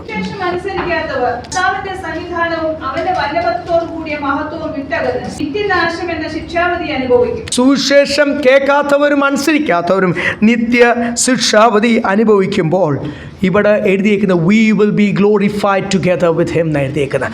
നമ്മൾ കർത്താവിനോടുകൂടി തേജസ്കരിക്കപ്പെടും. അതാണ് നമ്മുടെ ഫോക്കസ്. മറന്നു പോകല്ലേ. നമ്മുടെ ഫോക്കസ് എന്തുവാ? കാഹളം ഊതുമ്പോൾ യേശുവിനെ പോലൊരു സ്വർഗീയ ശരീരം പ്രാപിച്ചിട്ട് ഓടിപ്പോയി എൻ്റെ യേശുവിനെ ഒന്ന് കെട്ടിപ്പിടിക്കണം. അത് ഈ ശരീരം കൊണ്ട് പറ്റത്തില്ല. എനിക്ക് കർത്താവിനോട് അടുക്കുവാൻ കഴിയത്തില്ല, വിശുദ്ധിയിൽ വസിക്കുന്ന കർത്താവിനോട്. അതായിരിക്കണം. അങ്ങനെ ഒരു സ്നേഹമുണ്ടോ? നിങ്ങൾക്ക് ശരിക്കും കർത്താവിനോട് സ്നേഹമുണ്ടോ? അതോ പലരും പറയുന്നത് കേട്ടിട്ടുണ്ട്, ഞങ്ങൾക്ക് നേരത്തെ ആയിരുന്നു എന്തൊക്കെ എനിക്ക് ചെയ്യാമായിരുന്നു, ഇപ്പോൾ ഈ വിശ്വാസത്തിലും വന്നു. അതും ചില സഭകളിലൊക്കെ എന്തും ചെയ്യാം കേട്ടോ. പക്ഷേ ഞങ്ങളിപ്പോൾ ഉള്ള കൂട്ടം പാസ്റ്റർ എപ്പോഴും ഞങ്ങളെ ഓർപ്പിച്ച് പേടിപ്പിക്കുക വചനമൊക്കെ പറഞ്ഞിട്ട്. ഞങ്ങൾക്കാണെങ്കിൽ അതും ഇതും പറ്റത്തുമില്ല. ദൈവം അനുവദിക്കുന്ന കാര്യങ്ങൾ കൂടെ കടന്നു പോകാൻ പറ്റൂ. പലതും ഉപേക്ഷിക്കേണ്ടതായിട്ട് വരുന്നു. എനിക്ക് പല കാര്യങ്ങൾ ചെയ്യാം, പക്ഷെ അതൊന്നും ദൈവം അനുവദിക്കാതെ വേണ്ടാന്ന് വെക്കേണ്ടതായിട്ട് വരുന്നു. അതിന് വിഷമമുണ്ടോ? അത് ഓർത്ത് വിഷമിക്കുന്ന ഒത്തിരി ദൈവമക്കൾ എന്ന് പറയുന്നവരുണ്ട്. അങ്ങനെ വല്ല വിഷമമുണ്ടോ? ഇതൊക്കെ ഞാൻ യേശുവിന് വേണ്ടി വേണ്ടാന്ന് വെക്കും. അങ്ങനെയാണോ നമ്മൾ പറയുന്നത്? Are we forsaking for Jesus? Means എന്ന് വെച്ചാൽ അത് സന്തോഷത്തോടു കൂടിയാണോ ദുഃഖത്തോടു കൂടിയാണോ? എന്ത് ചെയ്യാനാണ്? എനിക്ക് പണ്ടായിരുന്നെങ്കിൽ അല്ലെങ്കിൽ അതുകൊണ്ട് അവിടും ഇവിടും നിൽക്കാൻ പറ്റുന്ന വല്ല കൂട്ടമുണ്ട്, അങ്ങോട്ട് പോയേക്കാം എന്ന് വല്ലവർക്കും ചിന്തയുണ്ടോ? അപ്പം ലോകത്തിലും ഷൈൻ ചെയ്യാം, ദൈവത്തിൻ്റെ മുമ്പിൽ അങ്ങനെ വല്ല ആർക്കെങ്കിലും ചിന്തയുണ്ടോ? മനുഷ്യനല്ലേ, എനിക്കും ആഗ്രഹമൊക്കെ വന്നെന്നിരിക്കും ലോകത്തിൽ ഷൈൻ ചെയ്യാനൊക്കെ. മനുഷ്യനല്ലേ, ഞാനും മോശക്കാരനൊന്നും അല്ല ദൈവമക്കളെ, കർത്താവിൻ്റെ വേലയ്ക്ക് ഇറങ്ങിയതേ ഉള്ളൂ. മനുഷ്യനല്ലേ, എല്ലാവർക്കും ഷൈൻ ചെയ്യാനാണ് ഇഷ്ടം. എല്ലാവർക്കും ലോകത്തിലെല്ലാവരും നമ്മളെ സലാം പറയണം, ബഹുമാനിക്കണം, അതാ ഇഷ്ടം. ഈ ജഡത്തിന് അതാ ഇഷ്ടം. പക്ഷേ ഇടയ്ക്ക് ദൈവസന്നിധിയിൽ വരുമ്പോഴാണ് കർത്താവ് നിന്നെ അതിനല്ല ഞാൻ വിളിച്ചിരിക്കുന്നത്, നിൻ്റെ വിളിക്കൊരു പ്രത്യേകതയുണ്ട്. അല്ല, പ്രൈസ് ദി ലോർഡ്. നമ്മുടെ വിളിക്കൊരു പ്രത്യേകതയുണ്ട്. പെന്തിക്കോസ്തുകാരെന്ന് പറയുന്നവർ അങ്ങനെ ചെയ്തോട്ടെ, അവരിങ്ങനെ പൊക്കോട്ടെ, ആ പാസ്റ്ററും കൂട്ടരും അങ്ങനെ ചെയ്തോട്ടെ, അവർ പ്രൈസ് ദി ലോർഡ്, ഹല്ലേലൂയ, അവർ ലോകത്തിൽ വലിയവരായിക്കോട്ടെന്നേ. എന്നെ വിളിച്ചത് അതിനല്ല. ഇടയ്ക്കിടയ്ക്ക് നമ്മളെ ഓർപ്പിക്കുന്ന ദൈവത്തിൻ്റെ പരിശുദ്ധാത്മാവ് നമ്മുടെ ഉള്ളിൽ വസിക്കുന്നതിനായ സ്തോത്രം. ഹല്ലേലൂയ. ഓരോ പ്രാവശ്യവും അപ്പോസ്തലൻ അത് റോമാലേഖനത്തിൽ വളരെ വ്യക്തമായിട്ട് എഴുതിയിട്ടുണ്ട്. തെസ്സലോനിക്ക ലേഖനത്തോട് സംസാരിക്കുമ്പോൾ അവരെ ഒന്ന് എൻകറേജ് ചെയ്യുക. എന്തിനാണ് എൻകറേജ് ചെയ്യുന്നത്? അതൊന്ന് വായിച്ചേ. റോമാലേഖനം 1:11-12 പെട്ടെന്ന്. Romance chapter 1:11-12. നിങ്ങളുടെ സ്ഥിരീകരണത്തിനായി ആത്മീകപരം വല്ലതും നിങ്ങൾക്ക് നൽകേണ്ടതിന്, അതായത് നിങ്ങൾക്കും എനിക്കും ഒത്തൊരുമിച്ചുള്ള വിശ്വാസത്താൽ നിങ്ങളോടുകൂടെ എനിക്കും ആശ്വാസം ലഭിക്കേണ്ടതിന് ഞാൻ നിങ്ങളെ കാണുവാൻ വാഞ്ചിക്കുന്നു. ഓരോ പ്രാവശ്യവും ഞാൻ നിങ്ങളുടെ അടുത്ത് വരുമ്പോൾ ദൈവം നമ്മളോട് ഇടപെട്ട ആ വിഷയം നിങ്ങൾക്ക് മാറ്റമുണ്ടായി എന്ന് കാണുമ്പോൾ ഒരു സ്ഥിരീകരണമാണ്. പരിശുദ്ധാത്മാവ് എന്നിൽ പ്രവർത്തിക്കുന്ന പോലെ തന്നെ പരിശുദ്ധാത്മാവ് നിങ്ങളിൽ പ്രവർത്തിക്കുന്നു. രണ്ടാമത്, നിങ്ങൾക്കും ഞങ്ങൾക്കും ഒരാശ്വാസമായി തീരേണ്ടത്. അതിനകത്ത് ഇംഗ്ലീഷ് ബൈബിളൊക്കെ വളരെ വ്യക്തമായിട്ടാണ് ടു എൻകറേജ് യു എന്ന് എഴുതിയിരിക്കുന്നത്. അപ്പോൾ താൻ ഓരോ പ്രാവശ്യവും അവർ വരുമ്പോൾ അവരെയും എൻകറേജ് ചെയ്യുക. ഈ സഭയുടെ ആ കൃപ കണ്ടിട്ട് ദൈവം ഇടപെടുമ്പോൾ അപ്പോസ്തലനോട് മാത്രമല്ല ഇടപെടുന്നത്, അതേ സമയത്ത് പാരലായിട്ട് തെസ്സലോനിക്ക, ഇതൊക്കെ രാജ്യങ്ങളാണ്, വേറെ വേറെ രാജ്യങ്ങളാണ്, തെസ്സലോനിക്ക സഭയോടും ഇടപെടുന്നുണ്ട്. അപ്പോൾ അവിടെ ചെല്ലുമ്പോൾ പൗലോസ് പറയുമ്പോൾ എന്നോട് സംസാരിച്ചത് തന്നെ കർത്താവ് ഡയറക്റ്റായിട്ട് അവരോടും സംസാരിച്ചു. അപ്പം ദൈവത്തിൻ്റെ വചനം ഇങ്ങനെ തന്നെയാണ്. ദൈവം ഇങ്ങനെയാണ് ദൈവമക്കൾ കടന്നു പോകാൻ. ഏത് ഭാഷക്കാരാണെങ്കിൽ, മലയാളികൾ മാത്രമല്ല, എല്ലാ ഭാഷക്കാരിലും ഉണ്ട്. ദൈവം കണ്ടിട്ടുള്ളവർ. നമ്മൾ വിചാരിക്കുന്ന കേരളത്തിൽ മാത്രം ഈ ചെറിയ കൂട്ടം അല്ലെങ്കിൽ പല ഇതുപോലത്തെ ചെറിയ കൂട്ടങ്ങൾ, ലോകത്തിൻ്റെ പല ഭാഗത്തും ഉണ്ട്. കുറവാണെന്ന് മാത്രമേ ഉള്ളൂ, പല ഭാഗത്തും ഉണ്ട്. നമ്മളോട് ഇടപെടുന്നത് പോലെ ഈ അന്ത്യനാളുകൾ അവരോടും ഇടപെടുന്നുണ്ട്. അപ്പോൾ ഓരോ പ്രാവശ്യവും അപ്പോസ്തലൻ ചെല്ലുമ്പോൾ സ്തോത്രം ചെല്ലുന്നത് ചില കാര്യങ്ങൾ ദൈവത്തിന് പ്രാപിച്ച് ടു എൻകറേജ് യു. നമുക്ക് നമ്മളെ തന്നെ ഒന്ന് ശോധന ചെയ്യാം. 9-10 വായിച്ചു. അനുസരണക്കെട്ടവർ, സുവിശേഷം അനുസരിക്കാത്തവർക്ക് ന്യായവിധി വരും. ഒരു ചെറിയ കൂട്ടം കർത്താവിൽ തേജസ്കരണം പ്രാപിക്കും. നമ്മൾ എന്തുവാ ആഗ്രഹിക്കുന്നത്? I M safe. ആ പോളിസിയാണോ? ഞാൻ രക്ഷപ്പെട്ടു. ഇനി അവരെ കുടുംബക്കാർ, നാട്ടുകാർ, അയൽവക്കക്കാർ അവർ രക്ഷപ്പെട്ടില്ല, അവരടികൊള്ളട്ടെ. ആറ്റിറ്റ്യൂഡാണോ? അത് യേശുവിൻ്റെ ഹൃദയമല്ല. അത് ലൂസിഫറിൻ്റെ ഹൃദയമായിരിക്കും, യേശുവിൻ്റെ ഹൃദയമല്ല. I M safe. ഒരു വ്യക്തി പോലും നശിച്ചു പോകാതെ. എൻ്റെ യേശുവിൻ്റെ ആഗ്രഹം എന്തുവാ? 2000 വർഷം മുമ്പ് കർത്താവ് വന്നു അക്ഷരീകമായിട്ട്. അത് ഒരു പേർപ്പസായിട്ട്. പഴയ നിയമ പൗരോഹിത്യം, ആ ശുശ്രൂഷ എല്ലാം മാറിയ കർട്ടൻ മേളിൽ തൊട്ട് അടിവരെ കീറി ഒരു പുതിയ പ്രമാണം, ഒരു പുതിയ കവനൻ്റ്, ഒരു പുതിയ ഉടമ്പടി മനുഷ്യനുമായിട്ട് എടുക്കുവാൻ, എല്ലാവർക്കും, ഇസ്രായേലിന് മാത്രമല്ല എല്ലാവർക്കും രക്ഷ നൽകുവാൻ യേശു വന്നു. അവസാനത്തെ യാഗമായിട്ട് യേശു വന്നു എന്നുള്ളൊരു സത്യം. ഇനി യേശു വരത്തില്ല. ഇനി യേശു വരുന്നത് നമ്മൾ നേരത്തെ കണ്ടില്ല, ദൈവത്തിൻ്റെ പ്രതികാരം, വെഞ്ചൻസ്. നമ്മൾ ഈ നമുക്ക് മേഴ്സിഫുൾ അല്ലെങ്കിൽ കൃപ, കരുണ എന്ത് പറഞ്ഞാലും ക്ഷമിക്കും, കൊലപാതകം ചെയ്താലും ക്ഷമിക്കുന്ന ഒരു കർത്താവ് ഉണ്ടല്ലോ എന്ന് പറഞ്ഞ് ആരെങ്കിലും എളിക്കുന്നുണ്ടെങ്കിൽ അല്ലെങ്കിൽ ഞെളിയുന്നുണ്ടെങ്കിൽ അപ്പോസ്തലൻ എന്തോ പറഞ്ഞത്? ഞെളിയാതെ ഭയപ്പെടുക. കാരണം ഈ ദൈവത്തിൻ്റെ ഈ കൃപായുഗത്തിൽ മാത്രം മനുഷ്യനോടുള്ള ഇടപാടിൽ, റിലേഷനിലാണ് ഈ കൃപ. സ്തോത്രം. ഈ കൃപ തീരുന്ന ഒരു ദിവസമുണ്ട്, അത് കാഹളമൂതുന്ന നിമിഷമാണ്. പിന്നെ ആൻസറിനൊക്കെ അത് വിശ്വാസികളാണെങ്കിലും അപ്പോസ്തലന്മാരും ആൻസറിനെക്കെട്ടവരെ ന്യായം വിധിക്കുന്ന ഒരു 7 വർഷത്തെ മഹാപീഡനകാലം, 1000 ആണ്ട് വാഴ്ച കഴിഞ്ഞിട്ടും അതിന് മുമ്പുള്ള 2 യുദ്ധങ്ങൾ, അത് കഴിഞ്ഞിട്ടുള്ള ന്യായവിധി. അവിടെ ഒന്നും നമ്മൾ ഒരു കരുണാസമ്പന്നനായ ദൈവത്തെ അല്ല കാണാൻ പോകുന്നത്. നീ ആരാണെങ്കിലും നിന്നെ വചനപ്രകാരം നീതിയോടുകൂടി ന്യായം വിധിക്കും. നമുക്ക് വിരോധമായിട്ട് നമുക്കെതിരെ വരുന്ന ഓരോ അവകാശങ്ങളും പിശാച് അവിടെ ഉയർത്തും. അവിടെ ഒന്നും എൻ്റെ നിത്യത നഷ്ടപ്പെടുന്ന അവസ്ഥകൾ വരാതിരിപ്പാൻ സ്തോത്രം, നമ്മൾ എത്ര ദൈവഭയത്തോടുകൂടി നമ്മളെ തന്നെ ഒരുക്കണം എന്ന് നമ്മളിവിടെ കണ്ടല്ലോ. അതിൻ്റെ 11ാമത്തെ വാക്യത്തിൽ നിങ്ങൾ ഓരോരുത്തരെയും അത് നമുക്ക് അടുത്ത ആഴ്ച ഡീറ്റെയിൽ ആയിട്ട് ചിന്തിക്കാം. 11 വായിച്ചു. അതുകൊണ്ട് ഞങ്ങൾ നമ്മുടെ ദൈവത്തിന്റെയും കർത്താവായ യേശുക്രിസ്തുവിന്റെയും കൃപയാൽ സ്തോത്രം. നമ്മുടെ കർത്താവായ യേശുവിന്റെ നാമം നിങ്ങളിലും നിങ്ങൾ അവനിലും മഹത്വപ്പെടേണ്ടതിന് നമ്മുടെ ദൈവം നിങ്ങളെ തന്റെ വിളിക്ക് യോഗ്യരായി എണ്ണി സൽഗുണത്തിലുള്ള സകല താല്പര്യവും വിശ്വാസത്തിന്റെ പ്രവൃത്തിയും ഒത്തിരി കാര്യങ്ങൾ അടുത്ത ആഴ്ച ചിന്തിക്കാം. ഒന്ന്, fulfil you with all the good pleasures of his goodness. ദൈവത്തിൻ്റെ സൽഗുണത്തിൻ്റെ എല്ലാ ആ ദൈവത്തിൻ്റെ ഗുണം, ആ ഗുഡ്നെസ് ഓഫ് ഹിസ് ക്യാരക്ടർ, ദൈവത്തിൻ്റെ ആ ക്യാരക്ടർ, ദൈവത്തിൻ്റെ സ്വഭാവം, ദൈവത്തിൻ്റെ ഗുണങ്ങൾ എല്ലാം നിങ്ങളിൽ വരുത്തി. അങ്ങനെയാണ് നിങ്ങളെ സ്വർഗരാജ്യത്തിന് യോഗ്യരാക്കി തീർക്കുന്നത്. നിങ്ങളിൽ വിശ്വാസത്തിൻ്റെ പ്രവൃത്തി, വിശ്വാസത്തിൻ്റെ ശക്തി. 3 കാര്യങ്ങളാണ്. ദൈവത്തിൻ്റെ എല്ലാ ഗുണങ്ങളും, രണ്ടാമത് വിശ്വാസത്തിൻ്റെ പ്രവൃത്തി, വിശ്വാസത്തിൻ്റെ ശക്തി. അതെല്ലാം നിങ്ങളിൽ വരുത്തി. അപ്പോൾ ഈ ദൈവത്തിൻ്റെ ഗുണങ്ങൾ എന്ന് പറയുന്ന ഒത്തിരി ക്യാരക്ടറിൽ മാറ്റം പറഞ്ഞു. നമ്മളിപ്പം ചിന്തിക്കുന്ന എന്തുവാ? മിടുക്കരായി തീർന്നാൽ ലോകത്തിൽ. ഞാൻ ഒരു ഭാഗം മാത്രം ഒന്ന് ചിന്തിപ്പിക്കാം. നിങ്ങളത് ആഴത്തിൽ ഒരാഴ്ച മുഴുവൻ ചിന്തിച്ചിട്ട് അടുത്ത ആഴ്ച വന്നാട്ടെ. എന്നിട്ട് നിങ്ങൾ തന്നെ തീരുമാനിക്കുക. നിങ്ങൾ തന്നെ പ്രാർത്ഥനയ്ക്കൊക്കെ ഒരു മാറ്റം ഉണ്ടാകട്ടെ. കർത്താവെ, എൻ്റെ സ്വഭാവം മാറ്റണമേ തന്നെ പ്രാർത്ഥിച്ചോളൂ. മർക്കോസിൻ്റെ സുവിശേഷം 9-ാം അധ്യായം 35-ാമത്തെ വാക്യം. മാർക്ക് 9:35. അവൻ 210 വിളിച്ചു മുമ്പനാകുവാൻ ഇച്ഛിച്ചാൽ അവൻ എല്ലാവരിലും ഒടുക്കത്തവനും എല്ലാവർക്കും ശുശ്രൂഷകനുമാകണം. കർത്താവ് യേശു ഉപദേശിച്ച ഉപദേശമാണ്. അപ്പോസ്തലന്മാരല്ല, ഡയറക്റ്റ് കർത്താവ് തന്നെ പറഞ്ഞതാണ്. എല്ലാ ശിഷ്യന്മാരും, നിങ്ങൾക്കെല്ലാം ശിഷ്യന്മാരാകണമല്ലോ. ശിഷ്യത്വമാണല്ലോ കുറേ നാളായിട്ടുള്ള ഹിറ്റ് വിഷയം. ഡിസൈപ്പിൾഷിപ്പ് അങ്ങോട്ട് പറഞ്ഞൊരു സെമിനാർ വെച്ച് ആൾക്കാരെല്ലാം ഇങ്ങ് വരുന്നേ. കുറേ 10-20 വർഷമായിട്ട്, 10-15 വർഷമായിട്ട് പ്രത്യേകിച്ച് discipleship, to be a disciple, എല്ലാ ദൈവദാസന്മാരും ഒരു തീമായിട്ട് എടുത്തിരിക്കുന്ന ഒരു വിഷയമാണ്. നല്ലതാണ്.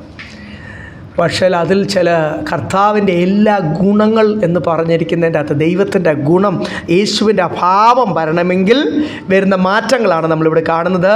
ഒരുവൻ മുൻപനാകുവാൻ ഇച്ഛിച്ചാൽ, if anyone wants to be first, let him be last എന്ന് മാത്രമല്ല, പിന്നെ ബാക്കിയുള്ളവരുടെ ശുശ്രൂഷ. ആ താഴ്മയാണ് കർത്താവ് ലോകം നമ്മളോട് പറയും, ഈ കഴിവില്ലാത്തവരുടെ മേലൊക്കെ ചവിട്ടി നിന്ന് മിടുക്കനായി പോകുക എന്ന് പറ. അവരെ പോലാകൽ, ഇവരെ പോലാകൽ, അപ്പനും അമ്മയൊക്കെ നിങ്ങളോട് പറയും. എന്താ ചെയ്യണം? B outstanding. യേശു എന്തുവാ പറയുന്നത്?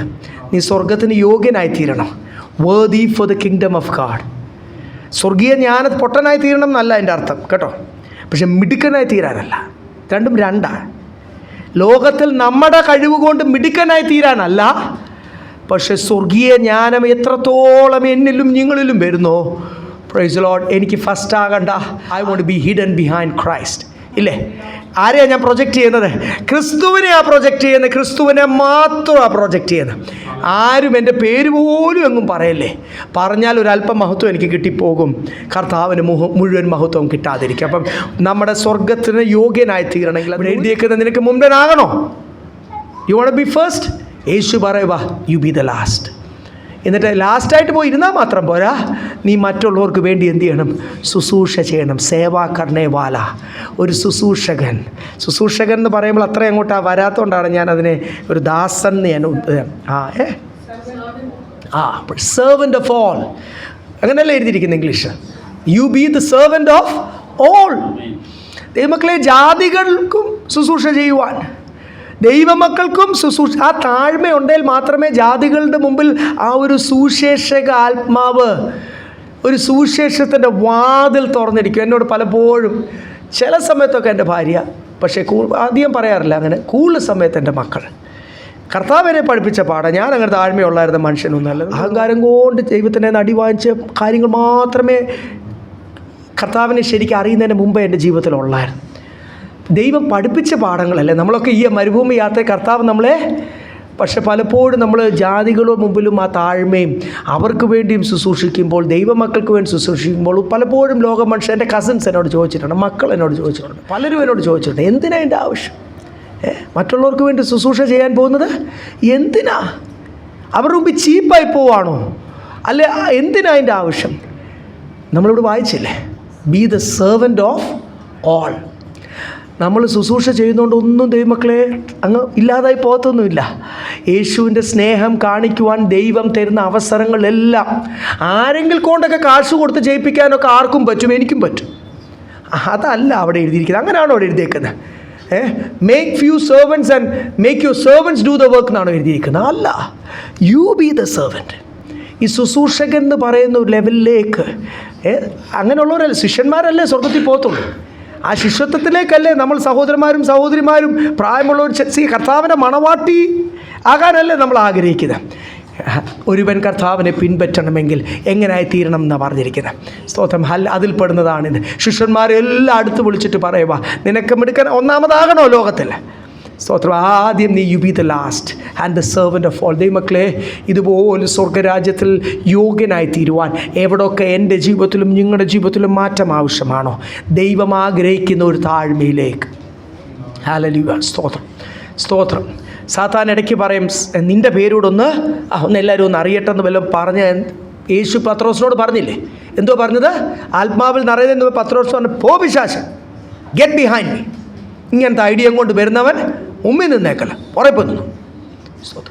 അത്രയ്ക്കങ്ങ് ആത്മാവിൽ എരിവ് കയറിയാണ് യേശു അത് പറഞ്ഞത്. അതുകൊണ്ട് അങ്ങനെ എന്തെങ്കിലും ആലോചനയുമായിട്ട് നിന്നെ എല്ലാവരും ഒന്ന് അറിയണം, നിന്നെ എല്ലാവരും ഒന്ന് അറിയട്ടെ എന്ന് വല്ലതും പറഞ്ഞാൽ പോ പിശാച് എന്ന് പറഞ്ഞു. ഓൺ ദ സ്പോട്ട് അങ്ങനെ പറഞ്ഞു. പിന്നെ പിശാച് ആ പദ്ധതിയുമായിട്ട് വരത്തില്ല.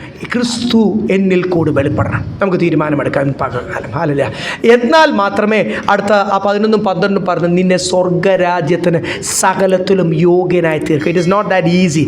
സ്വർഗത്തിൽ പോകുന്നത് ഹല്ലേലൂയ ഇന്നത്തെ പ്രാസംഗികർ പറയുന്ന പോലെ ഒന്ന് രക്ഷിക്കപ്പെട്ടാലും സ്നാനപ്പെട്ടാലും പോരാ. ഹല്ലേലൂയ. അതൊക്കെ അടിസ്ഥാന ഉപദേശമാണ്. ഒന്ന് അഭിഷേകത്തിൽ ആരാധിക്കുന്നവരെല്ലാവരും വിചാരം സ്വർഗത്തിൽ പോകുന്നല്ലോ. If you are led by the spirit of God, പരിശുദ്ധാത്മാവ് നിന്നെ ശരിക്കും നടത്തുന്നുണ്ടെങ്കിൽ കർത്താവ് പറയുന്നത് നിനക്ക് മനസ്സിലാവും. ദൈവം ആഗ്രഹിക്കുന്ന ഒരു താഴ്മയിലേക്ക് വരുവാൻ നമ്മുടെ പദ്ധതികൾ ഇടയ്ക്കിടയ്ക്ക് ഉയരും. എൻ്റെ ജീവിതത്തിൽ ഉയരും, പല ഐഡിയാസ് ഉയരും. നമ്മളെല്ലാം മിടുക്കന്മാരാണ്. ഇവിടെ ഇരിക്കുന്നവരാരും സാധാരണക്കാരല്ല. ഇവിടെ ഇരിക്കുന്നവരെല്ലാം എക്സ്ട്രാ ടാലൻറ്റഡ് ആൾക്കാരായതുകൊണ്ട് ഒതുങ്ങിയിരിക്കുന്നതാണ് നമ്മൾ കർത്താവിന് വേണ്ടിയില്ലേ. ഇടയ്ക്കൊക്കെ ഐഡിയാസ് വരുമ്പോൾ പ്രാർത്ഥിക്കണം, കർത്താവേ ദൈവഹിതമല്ലാത്തതെല്ലാം എന്നിൽ നിന്ന് നീക്കണമേ. അത് കറക്റ്റായിട്ട് വിവേചിക്കുവാനും പ്രധാന ഇടിയൻ്റെ ശബ്ദം കേൾക്കുവാനും വ്യക്തം. അതുകൊണ്ടാണ് അത് രാവിലെയും രാത്രിയിലും ഉച്ചയ്ക്കും ആരും ഇല്ലാത്തപ്പോഴൊക്കെ അല്ലെ മുറിക്കകത്തോട്ട് പോയി കർത്താവ് പറഞ്ഞ് കഥപടച്ച് ഏകാഗ്രതയോട് പ്രാർത്ഥിക്കുമ്പോൾ നിന്നോടുള്ള ദൈവാലോചന വ്യക്തമായി തീരും. Hallelujah. Lord will remind you of your calling. നിന്നെ വിളിച്ചിരിക്കുന്ന വിളി ഒന്ന് വ്യക്തമായി തീരും. പ്രാർത്ഥിക്കാം. ഈ പട്ടണത്തിൽ ദൈവദാസന്മാർ ഇവിടുത്തെ പാസ്റ്റേഴ്സ് മീറ്റിംഗ് എന്നെ എന്നും വിളിച്ച് അവർ തോറ്റു. ഞാൻ ഒന്നിനും പോയിട്ടില്ല, കഴിഞ്ഞ പ്രാവശ്യത്തിനും പോയി. കൊച്ചിൻ ടൗൺ പാസ്റ്റേഴ്സിൻ്റെ അസോസിയേഷനും CPF അങ്ങനെ കുറേ അസോസിയേഷൻസ് ഒക്കെ ഉണ്ട്. ഈസ്റ്റേൺ എറണാകുളം, വെസ്റ്റേൺ എറണാകുളം, പിന്നെ ടൗൺ പാസ്റ്റേഴ്സിൻ്റെ എല്ലാം ഉണ്ട്. അതിൻ്റെ അകത്തൊക്കെ ഞാൻ വാട്സാപ്പ് ഗ്രൂപ്പിലുണ്ട് കാര്യങ്ങൾ മീറ്റിങ്ങുകളൊക്കെ അറിയുവാൻ. പക്ഷേ ഞാൻ പറഞ്ഞില്ലേ, ഇവരൊക്കെ കൂടുമ്പോൾ ഇവരുടെ ഡിസ്കഷൻ എന്തോന്നറിയാം, ഫോറിൻ കഴിഞ്ഞ പാസ്റ്റേഴ്സ് ഗ്രൂപ്പിൽ വരുന്ന വാട്സാപ്പ് ഗ്രൂപ്പിൽ ഞാൻ ഉള്ളതുകൊണ്ട് ഞാൻ അറിയുക, foreign currency FCA NRI account ക്യാൻസലാക്കി. ഞങ്ങൾ കഴിഞ്ഞ ദിവസം ഒരു ദൈവദാസൻ ഞങ്ങളോട് രണ്ടുപേരോട് വന്ന് സംസാരിച്ചു. ആ ദൈവദാസൻ പറഞ്ഞു, എൻ്റെയും ചാർട്ടേഡ് അക്കൗണ്ടൻറ്റ് പറഞ്ഞു പുതുക്കാൻ പോകണ്ട, പുതുക്കി കഴിഞ്ഞാൽ നമ്മളും ആ ബ്ലാക്ക് ലിസ്റ്റിൽ പെടുകൊണ്ട് പുതുക്കാൻ പോകണ്ടെന്ന് പറഞ്ഞു. പുതുക്കിയില്ലെങ്കിൽ പിന്നെ അത് എന്ത് ചെയ്യും, ആ അക്കൗണ്ടിൽ നിന്ന് ആ FCA NRI സ്റ്റേറ്റസ് അങ്ങ് ടാക്സ് എക്സംഷൻ ഇതാണ് അക്കൗണ്ട്. അത് എത്ര പണം വേണമെങ്കിലും വിദേശത്തു നിന്ന് വരാം, അതിന് ടാക്സ് കൊടുക്കണ്ട. എന്തെങ്കിലും ഒരു കണക്കൊക്കെ റിപ്പോർട്ട് ചെയ്ത് ചാർട്ടേഡ് അക്കൗണ്ട് സഹായിക്കുക. അങ്ങനെയാണ് നമ്മുടെ ഈ മിനിസ്ട്രീസ് എല്ലാം ഇങ്ങനെ ഓരോ ഫണ്ടും റേസ് ചെയ്തിട്ട് ആവശ്യമായിട്ട് നിന്നുകൊണ്ടിരുന്നത്. ടാക്സ് കൊടുക്കണം എന്ന് പറഞ്ഞാൽ പിന്നെ അതിൻ്റെ ഒത്തിരി കാര്യങ്ങളുണ്ട്. ഒരാളുടെ അക്കൗണ്ടിലേക്ക് ഒത്തിരി വന്നാൽ തന്നെ പ്രോബ്ലമാണ്. അപ്പം അതെങ്ങനെ അതിനെ റിവൈവ് ചെയ്യാം. പിന്നെ ഓരോ വിഷയങ്ങൾ, പെർസിക്യൂഷൻ്റെ വിഷയം കുറേ അഡ്വക്കേറ്റ്സ് പാസ്റ്റേഴ്സ് എല്ലാം കൂടി അതിനെ ഇവിടെ എറണാകുളത്ത് തന്നെയുണ്ട്, കാക്കനാടുണ്ട്, അവർ ടീമുണ്ട്. വിസിറ്റിംഗ് കാർഡൊക്കെ ഞങ്ങളെ കാണിച്ചു. അതിൻ്റെ ഒരറ്റത്ത് സ്കാൻ QR കോഡും ഉണ്ട്. അതിനു വേണ്ടി പ്രവർത്തിക്കുന്ന ഞങ്ങളെ സപ്പോർട്ട് ചെയ്യാനുള്ള എല്ലാം. ഇപ്പോൾ വിസിറ്റിംഗ് കാർഡ് പാസ്റ്റേഴ്സിൻ്റെ ഒരറ്റത്ത് QR കോഡുണ്ട്. വിസിറ്റിംഗ് കാർഡ് നല്ല പാസ്റ്റേഴ്സ് അല്ലെങ്കിൽ അതിൻ്റെ അറ്റത്ത് ഞങ്ങൾ നോക്കി ആ ദേവദാസൻ ഞങ്ങളെ കാണിച്ചു, QR കോഡ് കാണിച്ചു. ഇതൊക്കെയാണ് ഇവിടുത്തെ എറണാകുളം ടൗൺ ചർച്ച് പാസ്റ്റർമാരുടെ ഡിസ്കഷൻസ്. ബ്രേക്ക്ഫാസ്റ്റ് മീറ്റിംഗ് ആയിരുന്നു ഈ കഴിഞ്ഞ പ്രാവശ്യം. ചിലപ്പോൾ ലഞ്ച് മീറ്റിംഗ് ആവും, ചിലപ്പോൾ ഡിന്നർ മീറ്റിംഗ് ആവും. ബ്രേക്ക്ഫാസ്റ്റ് ഉണ്ട് പാസ്റ്റർ എന്നൊക്കെ എന്നോട് പലപ്പോഴും എൻ്റെ ഒരു പ്രധാന പാസ്റ്റർ പറയും, ബ്രേക്ക്ഫാസ്റ്റൊക്കെ അവിടെ ഇരിക്കട്ടെ, നല്ല എനിക്കിഷ്ടമുള്ള സ്നേഹിക്കുന്ന 2-3 പാസ്റ്റർമാരുണ്ട്. പക്ഷേ അതിൻ്റെ അകത്ത് പോയി ഇരിക്കുന്നതുകൊണ്ട് അവരും പോയിരിക്കുന്നതുകൊണ്ട് വിഷമമുണ്ട്. സ്വത്രം ആൾക്കാരൊക്കെ കൂടി വരുന്നെന്നാണ് പറയുന്നത്. ഒത്തിരി പാസ്റ്റർമാർ ഇപ്പം ചേർന്നിട്ടുണ്ടെന്ന് പറയും. ഡിസ്കഷൻ എന്തോ ദൈവദാസന്മാരുടെ ഫണ്ട്, പ്രസ്ഥാനം വലുതാകണം, ആളിനെ കൂട്ടണം, ഞങ്ങളെല്ലാം കൂടി സംഘടിച്ച് ഞങ്ങൾക്ക് വേണ്ടി. കഴിഞ്ഞിടയ്ക്ക് ഒരു ദൈവദാസൻ പറഞ്ഞ പോലെ നമ്മളിൽ നിന്ന് തന്നെ MLA MP ഉയരണം. അവരൊക്കെ വലിയ വലിയ പരിപാടികളായിരുന്നത്. പൗലോസ് എന്തോ പറഞ്ഞത്, വല്ല വിധേനയും കാഹളം ഊതുമ്പോൾ എന്ത് ചെയ്യണം? മരിച്ചവരുടെ ഇടയിൽ നിന്ന് പുനർദാനം പ്രാപിച്ച്. ഹാലല്ല, നിങ്ങൾ ഏത് സൈഡിലാണ്? മോശ ചോദിച്ചില്ലേ? യോശുവ ചോദിച്ചില്ലേ? ഓരോ ശക്തരായ ദൈവദാസന്മാർ, whose side are you on? If you are on the Lord side, ഈ വലിയ കൂട്ടമാണ്, എല്ലാം ദൈവജനമാണ്, എല്ലാം അന്ന് ചെങ്കടൽ കടന്നപ്പോൾ ആത്മാവിൽ ആരാധിച്ചവരാ. യഹോവയായ ദൈവത്തെ മിസ്രൈമിൻ്റെ മുമ്പിൽ ജയം പ്രാപിച്ചിട്ട് ആരാധിച്ച്, ശക്തിയോടുകൂടി ആരാധിച്ച് ദേശമിളക്കിയവരാണ് ഇവരെല്ലാം, അവരും അവരുടെ തലമുറയും. പക്ഷേ കർത്താവ് ഇടയ്ക്കിടയ്ക്ക് അഭിഷക്തൻ, പരിശുദ്ധാത്മാവിൽ അഭിഷക്തൻ പറയുന്നുണ്ട്, ദൈവത്തിൻ്റെ പക്ഷം, യഹോവയുടെ പക്ഷത്തുള്ളവർ ഇങ്ങോട്ട്, യഹോവയുടെ പക്ഷത്തുള്ളവൻ അപ്പനാണെങ്കിലും അമ്മയാണെങ്കിലും സഹോദരങ്ങളാണെങ്കിലും നീ സ്നേഹിക്കുന്നവരെല്ലാം ദൈവജനമാണല്ലോ, നിങ്ങൾ സ്നേഹിക്കുന്നതിൻ്റെ അയൽവക്കക്കാരോ യഹോവയുടെ പക്ഷത്തുള്ളവർ വാളെടുത്തിട്ട് ഒരു വിട്ടുവീഴ്ചയും കൂടാതെ വെട്ടിക്കൊന്നോളാൻ. പഴയ നിയമത്തിലെ പ്രമാണം അതാണ്. യഹോവയെ ദൈവമാണ് പറഞ്ഞത്. ഒരു കോംപ്രമൈസ് ഇല്ലാത്ത ഈ സെൻറ്റിമെൻറ്റ്സ് ഒക്കെ നമുക്കാണ്. സ്തോത്രം. നമ്മുടെ പ്രിയപ്പെട്ടവനോ കുടുംബം, മക്കൾ, കർത്താവിന് വേണ്ടി നിൽക്കുന്ന ഒരു കൂട്ടം. നീയും യഹോവയുടെ പക്ഷത്താണോ? ഞാൻ നിൻ്റെ കൂടെ ഉണ്ട്. Have fellowship with spiritual people. അതാ ബൈബിൾ ഓർപ്പിക്കുന്നത്. ആത്മീയരോടുള്ള കൂട്ടായ്മ. മനസ്സിലായോ? അല്ലാതെ ഹാലല് പട്ടണത്തിലെ പ്രധാന ഹാലല് ആൾക്കാരോടുള്ള കൂട്ടായ്മയല്ല. ആത്മീയരുമായിട്ട് ഈ ദിവസങ്ങൾ ഈ പട്ടണത്തിൽ ഒത്തിരി പേരുണ്ട് ദൈവമക്കളെ, ആത്മീയരുണ്ട്. അവരെ കണ്ടുപിടിക്കുവാനും ദൈവത്തിൻ്റെ പരിശുദ്ധാത്മ കർത്താവ് എൻ്റെ ദേശത്തുള്ള ആത്മീയരുമായിട്ടുള്ള കൂട്ടായ്മ, പല കൂട്ടായ്മയിലാണ് കാണും. അവരെയൊക്കെ എൻകറേജ് ചെയ്യുവാൻ ദൈവം നമ്മളെ സഹായിക്കും.